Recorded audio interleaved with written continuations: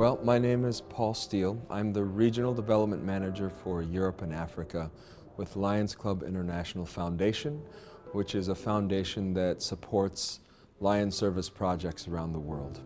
I work with a team of 220 volunteers who work to help raise awareness and engagement of LCIF and raise funds for projects in 80 countries in Europe and Africa. So that's my full-time job. I'm also a certified executive coach, and I do some work on the side mentoring entrepreneurs and refugees because I'm passionate about humanitarian work too. Refugees are an interesting population. You know, when they end up in another country, they have very few people who advocate for them.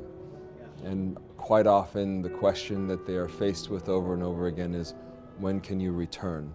There's not a lot of opportunities welcoming them, and they're often coming from very traumatic experiences, which is why they're leaving. So, you know, the effects of trauma affect people in different ways, and they're carrying that with them. Sometimes as women and children, which are some very vulnerable populations that are trying to escape whatever it is that refugee population is trying to escape. Sometimes, you know, some men have left too, and there's baggage emotionally from that as well, whether they've been involved with fighting or feel bad about leaving. That can be a challenge. One of the projects that I've worked with that I've been very pleased to work with regarding refugees with Lions Club has been in Ukraine and around Ukraine. Lions Club International has provided over $8 million with its partners as well, supporting refugee programs around Europe in about 20 to 21 countries that have taken in refugees. Those programs are available to Lions in any country that want to access them. The only thing they have to do is think of ways that they want to support refugees in their communities. So I'm aware that there are additional challenges, particularly regional, that might have opportunities, and I certainly hope that as our local Lions think about how they can support their communities, that this opportunity isn't lost on them as well. Well, even Africa is so diverse, right? Even Europe is so diverse. Yeah. And it's something that, you know, it's one of the most entertaining parts of my job. And not to say that it's funny, but it keeps life interesting when you know that people are going to process information in a slightly different way, that different people might have a different understanding of how the method of thanking them can be different from place to place. So understanding what is meaningful to other people is really important, and I think the most important thing that I can do for understanding that is to listen, shut my mouth, you know, and just observe. Well, I wouldn't say not engage, but you know, from my office, I will never be able to understand the nuances of rural Nigeria vis-a-vis downtown Cairo. Right? Those are different things. So people have to tell me, and they have to trust me enough to be able to tell me, and I have to be willing to listen and trust them so that I can hear what works for them. And that's probably the most important part of my job. Sure, so this work trip that I'm on, I began in Lagos but moved to Osogbo, which is a little bit farther inside the country of Nigeria, still in the southwest, where there was a convention for the Lions of Nigeria. Almost 3,000 Lions from Nigeria attended that.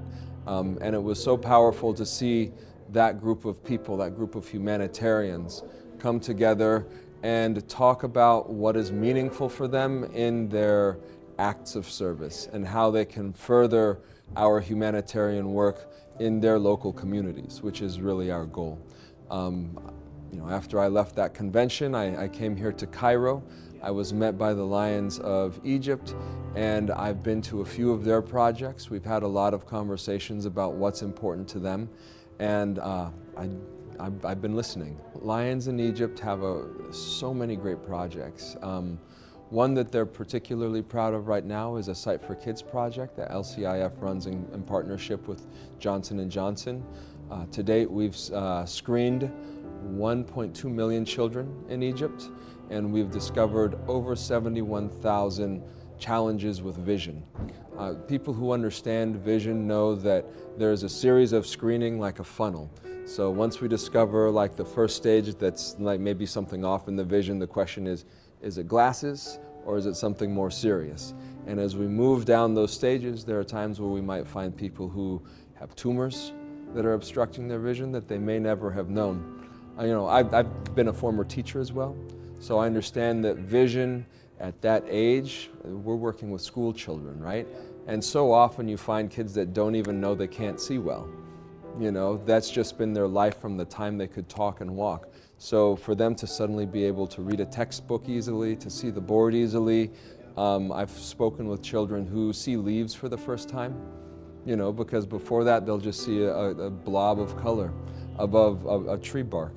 Actually, it's funny, I was picked up from the airport and one of the volunteers that works with me took me to his home where I showered and changed my clothes, and Alatul went directly to a meeting with the Lions of Cairo. And that was to talk to them about Lion service and how Egypt is performing in our fundraising activities.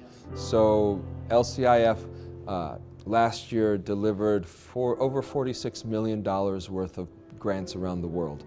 And historically, we've delivered over $1 million in grants, or close to $1 million in grants to Egypt over the course of our years.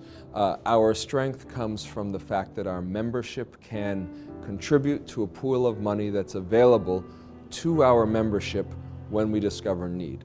So LCIF's real role in this is to evaluate project applications when they come in and to give advice on how to make them more sustainable, more impactful, more efficient, because we're stewards of donations.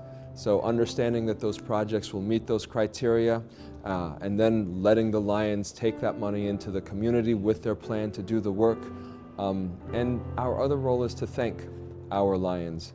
And if we do that as an organization, then our Lions never feel obligated towards another group of people, and that's something that I like, is there's dignity in our grant model because this is a community helping itself.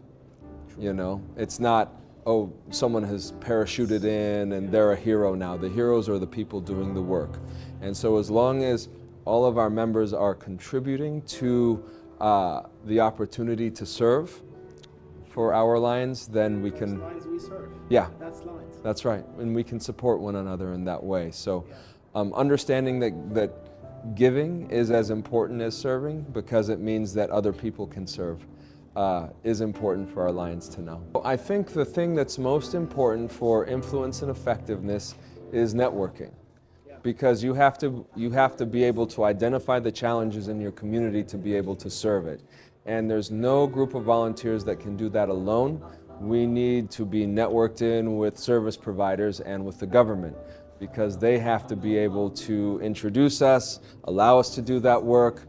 Other hospitals, other care providers need to be able to support us because our volunteers, they're not vision doctors typically, right? Yeah.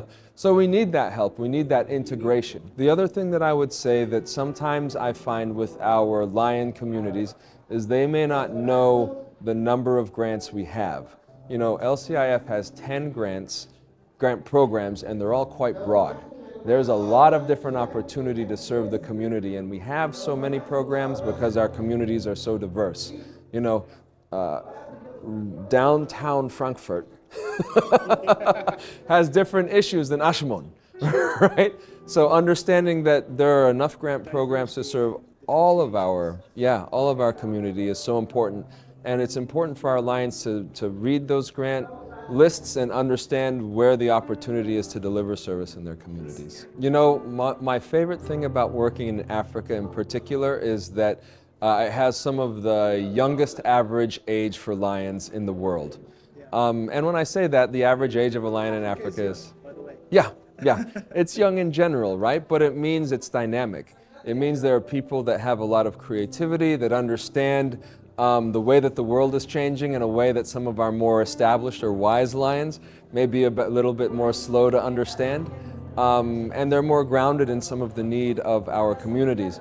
My hope for Africa, my hope for Egypt is that we see it grow, that we see our membership build, because the more members we have, many hands make light loads, right? So identifying service, delivering that service, when it's done in community, which is what Lions is about, in fellowship, our recognition is called an MJF, a Melvin Jones Fellowship, right? And that fellowship means something, not only in Egypt, but we're Lions around the world in fellowship in philanthropy.